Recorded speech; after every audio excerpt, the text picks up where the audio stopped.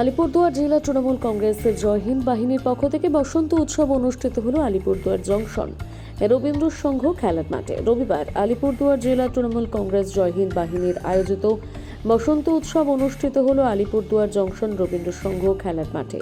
এদিন শহরের বিভিন্ন এলাকায় সংস্কৃতি প্রেমী মানুষ থেকে শুরু করে আলিপুরদুয়ার শহরের বিভিন্ন সাংস্কৃতিক সংস্থার ছেলেমেয়েরা অংশগ্রহণ করে এই উৎসবে। কচি কাঁচা থেকে কিশোর কিশোরীরা এবং গৃহবধূরা মেতে উঠল নাচে গানে। আলিপুরদুয়ার জংশন রবীন্দ্র সংঘ খেলার মাঠে কয়েকশো কচি কাঁচা থেকে কিশোর কিশোরী ও যুবক যুবতী এবং গৃহবধূরা হলুদ আর বাসন্তী রঙের শাড়ি পাঞ্জাবি পরে নিচে গিয়ে একে অপরকে লাল নীল হলুদ সবুজ আর গোলাপি রঙের আবিরে রাঙিয়ে দিয়ে বসন্ত উৎসব পালন করলো। শরবত খাওয়ার ব্যবস্থা করেছি, জিলিপিও সর্বোপরি খাবে।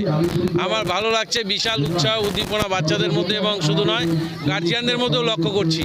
আমি এভাবেই আগামী দিনেও আমি সকলের সহযোগিতা চাইব এই আশা রাখছি। এবং আজকে রঙের উৎসব, এই বসন্ত উৎসব মানুষের জীবন রঙিন হোক, মানুষ সুখে থাকুক, ভালো থাকুক এবং আনন্দে থাকুক, এটাই চাই।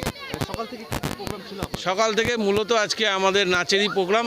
বাচ্চারা হোলির যে নাচ বলে, বসন্ত উৎসবের যে নাচ, বিভিন্ন স্কুল পার্টিসিপেট করেছে, তারা তাদের যে পারফরমেন্স সে পারফরমেন্স করছে। আমাদের মধ্যে সৌরভ চক্রবর্তী আমাদের এসজিডি এর চেয়ারম্যান এসে ওপেন করে গেছেন, তুষার চক্রবর্তী ছিল এবং প্রকাশিক বড়াই থেকে শুরু করে আলিপুরদুয়ার চেয়ারম্যান বাবলু কর এবং দীপ্ত চ্যাটার্জি তপেনকর থেকে শুরু করে আমাদের এই অঞ্চলের সভাপতি যে সুকান্ত দেব বুড়া এবং ইন্দ্রনীল মুখার্জি পঞ্চায়েত সমিতির সদস্য, এরা সকলেই আছে। আরও আলিপুরদুয়ারের সমস্ত নেতৃত্ব আমাদের এখানে এসে আমাদের পাশে থাকবেন, আমরা নিশ্চিত। নিশ্চয়ই আমরা আশা রাখছি যে যা ভিড় আমরা লক্ষ্য করছি বেলা 3টে পর্যন্ত চলবে। মেঘে আপনি দেখতেই পাচ্ছেন, এই মেঘলা আকাশ প্রাকৃতিক দুর্যোগ সত্ত্বেও এত বিরাট উপস্থিতি প্রমাণ করে যে মানুষ আমরা ডাকলে আসে।